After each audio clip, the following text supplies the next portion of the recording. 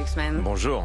Comment négocier un budget? Comment sortir de la spirale de la crise? Quelles sont vos propositions? Êtes-vous prêt? La gauche est-elle prête à s'installer à Matignon?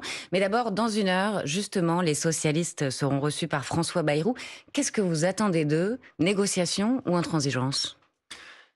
Nous avons, avec Place Publique, été reçus aussi par François Bayrou. Mardi. Et la première des choses que j'ai dites au Premier ministre, c'est pourquoi?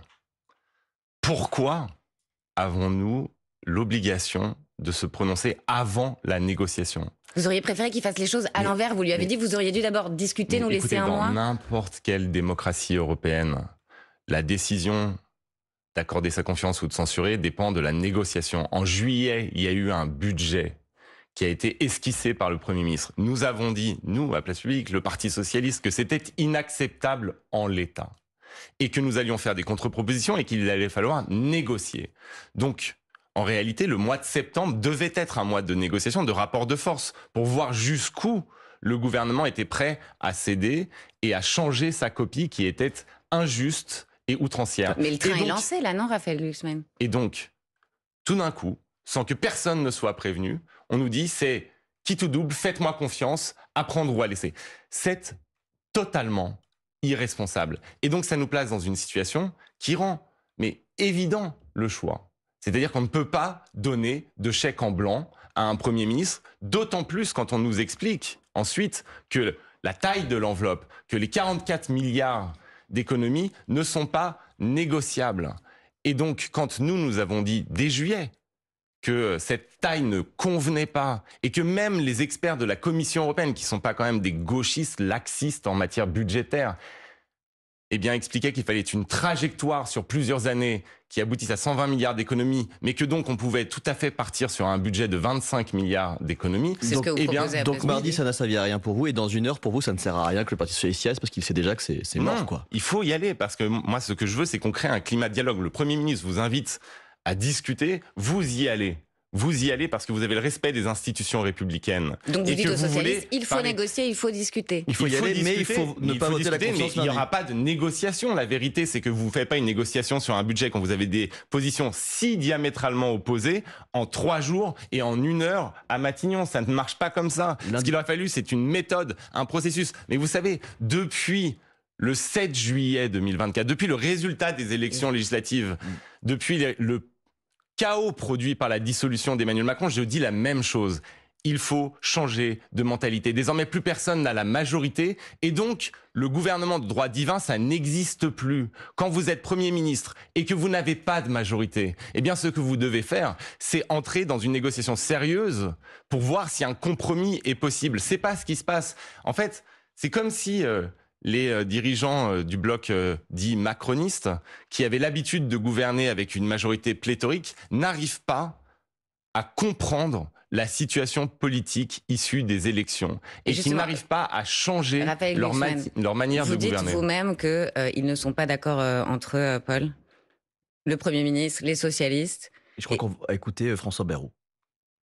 Olivier Faure, qu'est-ce qu'il veut? Il veut être à Matignon. Il l'a dit, il l'a annoncé. Les propositions qu'il vient de sortir, ça veut dire qu'on fait rien. Parce que ce que propose le Parti Socialiste, c'est pas de freiner la dépense, c'est de laisser repartir la dépense. Qu'en pensez-vous, Raphaël Glucksmann? Mais quand vous avez un parti d'opposition qui fait des propositions, des contre-propositions, ce que vous devez faire, c'est dire, bon, évidemment, je ne suis pas d'accord avec ça, dit le Premier ministre, on va en discuter et on va voir comment on peut aboutir à quelque chose qui sera un compromis. Là, c'est pas ça qui est dit. C'est un rejet a priori. Mais qu'est-ce qui est rejeté, en fait, fondamentalement? Qu'est-ce qui est rejeté depuis le début dans nos propositions ou dans les propositions du Parti Socialiste? C'est la mise à contribution sérieuse des plus hauts patrimoines et des grandes fortunes. Et nous avons dit une chose simple. Nous sommes prêts à discuter de tout, mais il y a une chose qui rendra tout compromis impossible, c'est s'il n'y a pas de changement des politiques fiscales mises en place par Emmanuel Macron depuis son arrivée au pouvoir. Vous êtes prêt à renoncer à la taxe Zuckman pour une autre taxe moins irritante? Ce que nous avons dit, c'est que nous posons ça sur la table et que ensuite, moi j'attends une contre-proposition. Il y a la taxe Zuckman. Renaissance, le Premier ministre, le Président disent c'est impossible. Qu'est-ce qu'ils proposent? Parce que nous, ce qui est certain, c'est qu'il n'y a pas de compromis possible si l'effort qui est demandé à la France et aux Français n'est pas juste. Et ce qui est juste, ce qui est la base même de la justice, c'est que ceux qui ont multiplié par 2 leur fortune colossale déjà de ces 8 dernières années, eh bien, soient mis à contribution d'abord. Lundi soir, c'est la seule, mais vous savez, c'est pas simplement une lubie. C'est pas simplement une lubie, c'est la seule manière de rendre l'effort commun acceptable. C'est que tous les Français, toutes les Françaises voient que ceux qui ont le plus sont mis le plus à contribution. Lundi soir, excusez-moi de vous interrompre, lundi soir, nous n'aurons sans doute plus de Premier ministre, sauf vraiment une surprise absolument colossale. Quelle personnalité faut-il à Matignon? De droite ou de gauche? Moi, je veux une personnalité de gauche. On a eu 2 gouvernements minoritaires de droite successifs. Ça a échoué.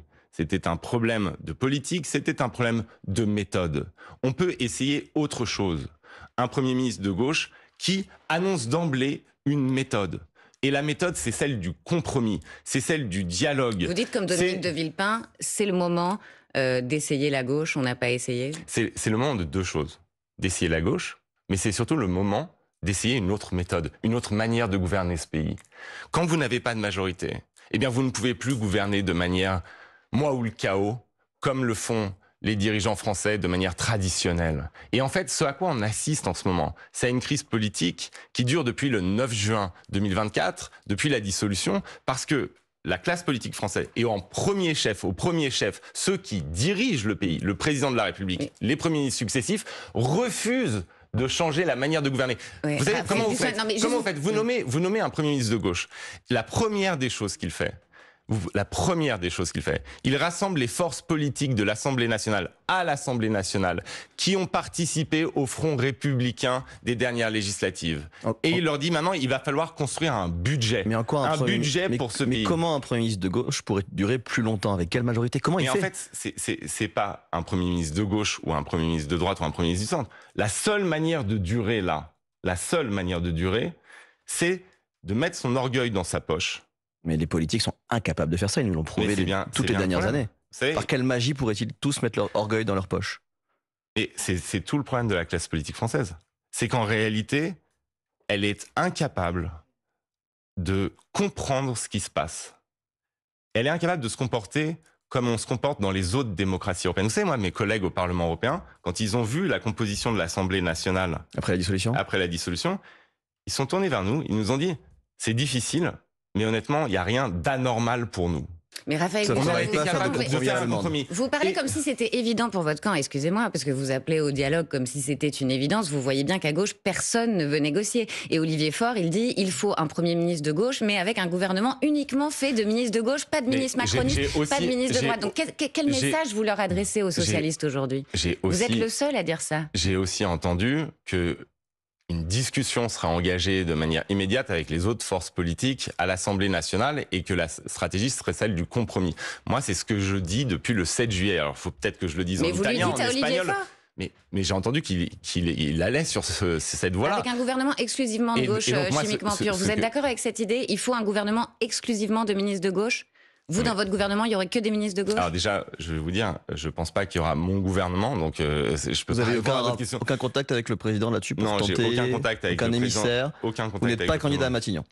J'ai aucun contact avec le président de la République et je vais vous dire une chose très simple.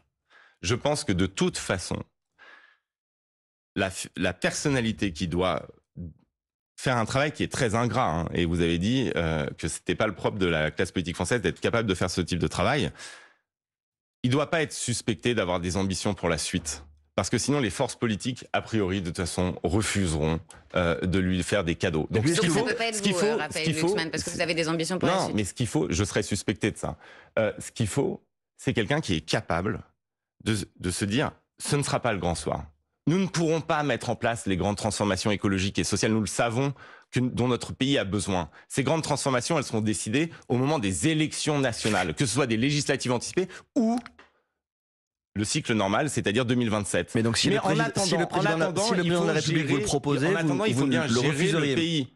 En attendant, il faut bien gérer le pays. Ce qui supposera un esprit de compromis. Mais Raphaël Je Glucksmann, sais que c'est un gros mot et que dès que vous dites ça, vous faites accuser d'être un traître. On vous entend, Raphaël Glucksmann, mais sur quelle mesure juste? Vous avez parlé d'une taxe sur les hauts revenus, vous dites ça, c'est impératif, il faut que les macronistes fassent un geste dans cette direction. Vous avez une ou deux autres mesures concrètement sur lesquelles la gauche, les macronistes, la droite pourraient s'accorder? Qu'est-ce qu'il faut? Est-ce qu'il faut taxer plus les retraités, ceux que François Bayrou appelle les boomers, faire des économies dans le système de santé?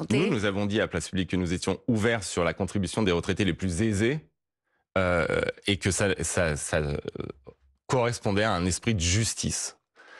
Parce qu'en fait, ce qui doit nous guider, nous, c'est l'esprit de justice.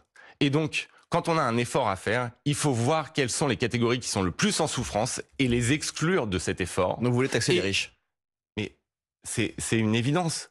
Et je pense sincèrement, vous savez, que c'est même l'enjeu principal aujourd'hui des négociations possibles. Et le président de la République, parce que le Premier ministre semblait pas totalement fermé à cette idée. Mardi matin, quand vous l'avez vu. Et la question, c'est... Amélie de Montchalin nous l'a dit hier matin là-dessus. Ils réfléchissent, notamment sur les holdings, nous a-t-elle annoncé. Eh ben, il faut réfléchir sur les holdings, il faut faire pire, il faut agir, il faut faire plus.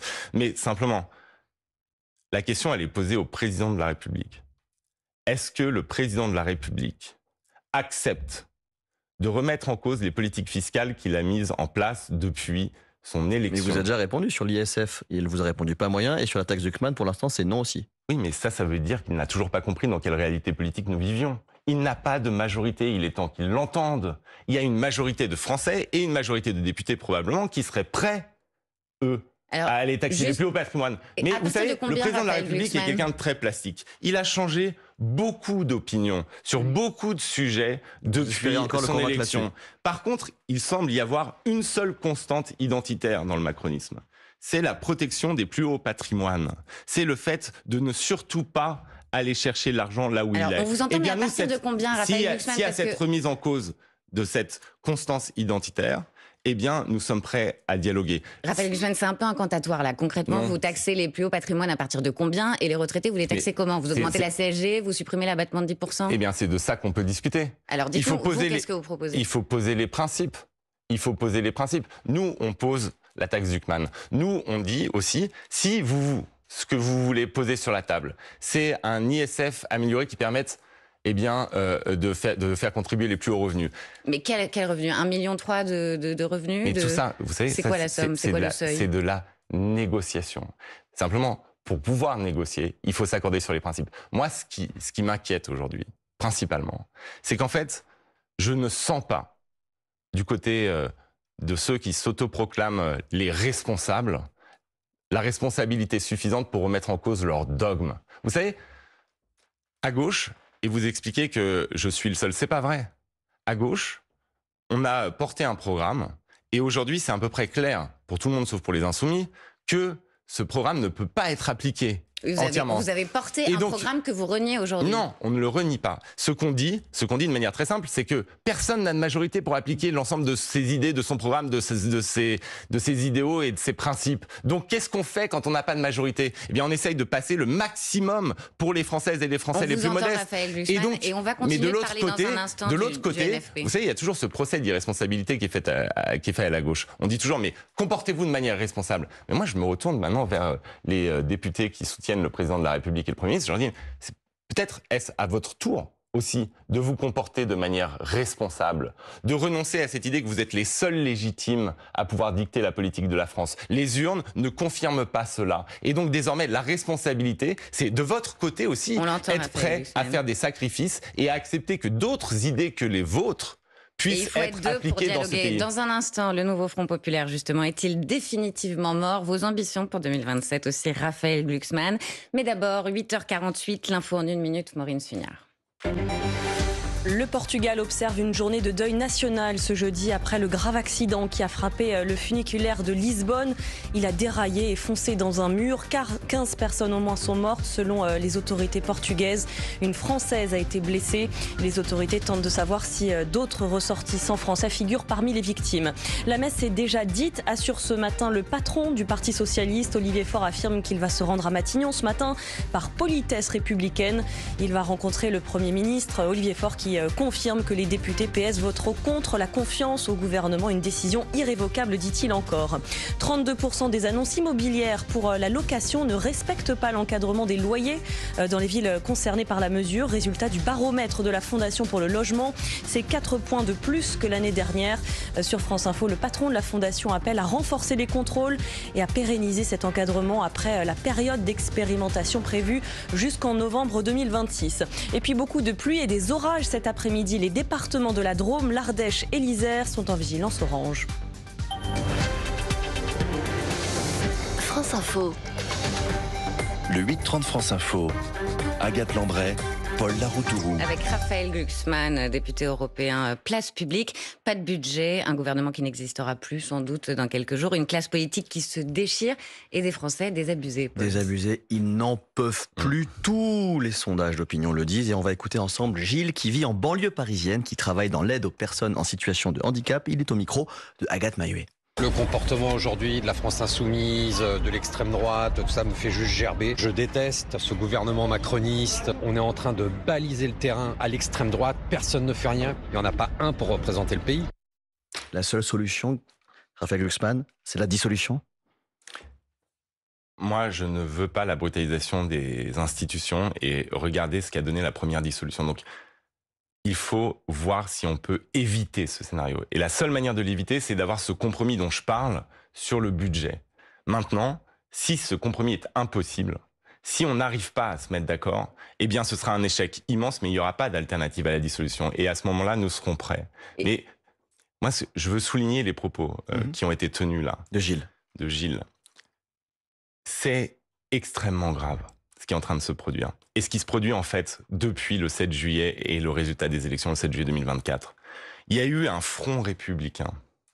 Il y a eu un sursaut des électrices et des électeurs pour barrer la route au Rassemblement national. Ça nous imposait une responsabilité immense. On avait un poids sur les épaules qui était extrêmement lourd. Et l'obligation de ne pas gâcher ce sursaut républicain. Et ce à quoi on assiste depuis, à commencer par le comportement des premiers ministres successifs qui refusent la négociation, eh bien ce à quoi on assiste, c'est un immense gâchis. Et la prochaine fois, je vais vous dire que ça va être beaucoup plus compliqué de mobiliser les démocrates en France pour barrer la route à l'extrême droite. Et donc la responsabilité, elle est immense. Il faut qu'il y ait un examen de conscience des politiques. Responsabilité de la gauche aussi, Raphaël Glucksmann? Mais moi, depuis le début, depuis le 7 juillet, qu'est-ce que j'ai dit? J'ai dit, la gauche est en tête, mais nous ne sommes pas majoritaires. Et justement, donc la stratégie qui a été adoptée, eh bien, de dire le NFP, tout le NFP, rien que le NFP, c'était une stratégie qui d'emblée était perdante. S'il y avait une dissolution demain, est-ce que, comme l'année dernière, vous pourriez soutenir une alliance de LFI, OPS, un remake du Front Populaire, où vous dites plus jamais? Je vais être extrêmement clair. Il n'y aura pas d'alliance avec la France insoumise, législative anticipée, présidentielle, tout ce que vous voulez. Il n'y aura pas d'alliance avec la France insoumise. Même pour barrer la route au RN, nous ferons une offre d'une gauche démocratique, cohérente, sociale, écologiste, une offre qui peut créer une dynamique politique dans ce pays et qui ne sera pas avec la France insoumise. Et je suis extrêmement clair, c'est définitif. S'il y en a qui hésitent, ils seront obligés de choisir. Mais il est toujours le péril d'extrême droite, Raphaël Glucksmann. Qu'est-ce que vous faites face à ce péril? Nous serons prêts. Nous serons prêts, dès la dissolution, si jamais elle arrive, pour porter cette offre-là. Face à l'extrême droite. Qu'est-ce qui a changé? Le péril d'extrême droite, il est toujours là. Ça veut dire qu'en cas de duel LFI-RN, vous faites quoi? Vous n'appelez pas à voter LFI? Là, ce que je vous explique, c'est qu'il n'y a pas d'accord. Vous nous expliquez que ça signifie que vos divergences avec Jean-Luc Mélenchon sont plus fortes que l'impératif du Front républicain. C'est ça que vous nous dites ce matin? Non, pas du tout. Mais regardez, est-ce que vous me posez la question, allez-vous faire un accord avec Bruno Retailleau? Je vais vous répondre non. Est-ce qu'au deuxième tour, s'il y a un candidat... Mais du coup, il n'y a plus de Front républicain. Raphaël Glucksmann, il n'y a plus de Front républicain. C'est pas un accord, le Front républicain, c'est un désistement de deuxième tour, c'est un vote de deuxième tour. Donc moi, s'il y a un second tour LFI-RN, vous voterez LFI? Moi, je voterai toujours contre le Rassemblement national. Donc vous voterez LFI, Raphaël Glucksmann? Je voterai droite, LFI, tout ce que vous voulez. Mais contre le Rassemblement national. Ce que je dis, c'est que un accord national de premier tour face au Rassemblement national est contre-productif. En fait, je vais vous dire une chose. Quand vous prenez, parce que j'entends des gens qui disent oui, Raphaël, il a raison. Il faut pas d'accord national avec la FI, sauf dans les circonscriptions où il y a une menace RN. Et donc là, dès le premier tour, il faudrait s'aller. Mais je réponds une chose très simple. Oui, notre priorité, c'est de battre l'extrême droite. Mais dans une circonscription où il y a une menace du RN, quel est le pire candidat possible au deuxième tour face au RN? Mais c'est évidemment un candidat LFI.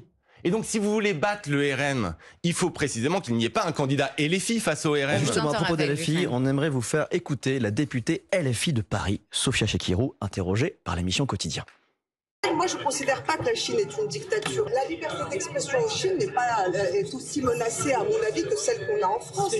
Moi, je ne considère pas que la Chine est une dictature. La liberté d'expression est aussi menacée en Chine que celle qu'on a en France. Et vous voudriez, honnêtement, qu'on aille devant les Françaises et les Français en disant « Nous allons gouverner le pays avec Madame Chekirou et ses amis ». Ces gens-là ne font plus la différence entre une dictature et une démocratie, ne font plus la différence entre la Chine et la France. Vous aimeriez que les filles de la désavouent et disent publiquement qu'ils ne sont pas d'accord? Ils passent sous silence la déportation des Ouïghours, la répression à Hong Kong, la mise en prison de l'ensemble des dissidents.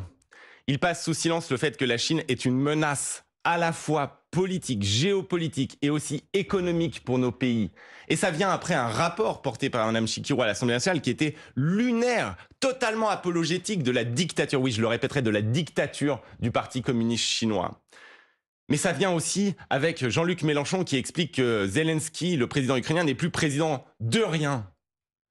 Et qui reprend mot à mot la propagande de Vladimir Poutine. Alors, est-ce que nous allons porter une offre politique commune avec ces gens qui ne font pas la différence entre les démocraties et les dictatures? Peut-être que leur place est à Pékin, avec ce grand rassemblement de grands humanistes internationaux, depuis la Corée du Nord jusqu'à l'Iran, en passant par la Chine et la Russie. Moi, je veux l'opposé de cela. Moi, je veux que la France soit le porte-drapeau de la liberté et du droit. Moi, je veux que l'Europe s'affirme, que l'Europe démocratique qu'on piétine, qui est piétinée à la fois par les États-Unis d'Amérique désormais et par les régimes autoritaires, que cette Europe démocratique s'affirme, qu'elle se dote d'une défense commune, qu'elle reprenne le flambeau de la liberté que les Américains ont complètement laissé à la poubelle. Moi, je veux que la France soit fidèle à son histoire. Vous savez, c'est le pays qui a déclaré que tous les hommes naissaient libres et égaux en droit. Et la gauche française, elle doit reprendre ce drapeau-là. Elle doit pas se coucher devant les tyrans. Vous avez dit en mars à propos de la présidentielle de 2027, je suis prêt à y laisser ma peau. Est-ce que vous le redites aujourd'hui? Moi, je suis prêt à laisser ma peau pour qu'il y ait une offre de gauche, démocrate, pro-européenne, écolo, sociale. Mais est-ce que vous avez la personnalité, est-ce que vous avez les tripes pour être candidat à la présidentielle? Moi, j'ai les tripes déjà pour obliger toutes les forces politiques à choisir. Je sais que beaucoup de gens n'aiment pas choisir. Qu'on a une sorte de mystique où on dit on repousse les choix plus tard. Non, il faut choisir maintenant. Et notre stratégie est une stratégie gagnante. Vous savez, la gauche aujourd'hui, elle a un plafond de verre. Vous avez les tripes pour être candidat? 27%, 26, 27%. Elle a un plafond de verre qui s'explique, 1, par le rejet de l'AFI, mais 2, par un problème d'absence de travail sur des sujets de fond. Et moi, je veux le porter. Et moi, j'ai les tripes pour faire en sorte qu'on ne dévie pas de cette ligne-là, parce que je suis sûr que c'est la bonne. Maintenant, là, on est en pleine crise politique. Vous me posez une question sur ma personne, je vais vous répondre très cash. C'est tellement pas le moment de décider de ça. Raphaël Glucksmann, avant de terminer, comme tous les jours, c'est le moment de la question qui, une question qui sera reprise notamment sur les réseaux sociaux. Aujourd'hui, la question que vous auriez préféré éviter, sans doute. Est-ce que vous avez regardé Votre compagne Léa Salamé au 20h et qu'est-ce que vous en avez pensé? Effectivement, c'est la question qui. Moi, j'étais extrêmement fier. Moi, je vais vous parler de manière très honnête. J'ai été extrêmement fier et j'ai trouvé que c'était un moment incroyable pour elle. Donc, c'est ma fierté pour elle, pour ce qu'elle représente, pour ce à quoi elle aspire. Je suis heureux de ce qu'elle fait, fier de ce qu'elle fait. Et on a toujours su être complètement séparés dans nos carrières. Justement, comment vous vous organiserez si vous êtes candidat à l'élection présidentielle? Là, effectivement, et avec des si, on met pas rien en bouteille, mais là, effectivement, ça posera un problème. Mais elle l'a dit de manière très claire depuis le début. Mais pas encore vous, c'est pour ça que je vous pose la question. Ah non, mais c'est évident que ça sera, dans ce cas-là, un problème et une incompatibilité. Donc, quand j'ai fait une campagne aux européennes, elle s'était d'elle-même retirée pendant la campagne. Et ça semble évident. Maintenant, j'aimerais vraiment dire une chose. On est en 2025 Et une femme n'a pas les opinions politiques de son mari. Et je peux vous garantir, d'ailleurs, qu'en l'occurrence, c'est probablement très vrai sur certains sujets. Vous n'êtes pas forcément d'accord sur tout politiquement? Ah bah non. Non. D'ailleurs, c'est un fait que je partage devant vous. En règle générale, je suis quand même extrêmement discret sur les affaires privées, un peu protestant, et je refuse d'en parler. Bon, vous me posez la question, donc je suis bien obligé d'y répondre. Elle est politique.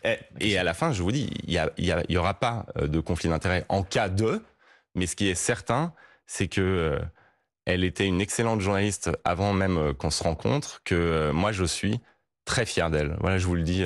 Merci. Raphaël Glucksmann, on a entendu votre message. Merci d'avoir répondu aux questions de France Info. Entretien retrouvé comme tous les jours sur YouTube. Vous restez avec nous dans un Et instant. je confirme que la question qui s'est pas donnée avant aux invités, parce que sinon je m'y serais préparé. Terminé l'interview, Raphaël Glucksmann. Restez avec nous dans un instant, c'est les informés avec Renaud Delis.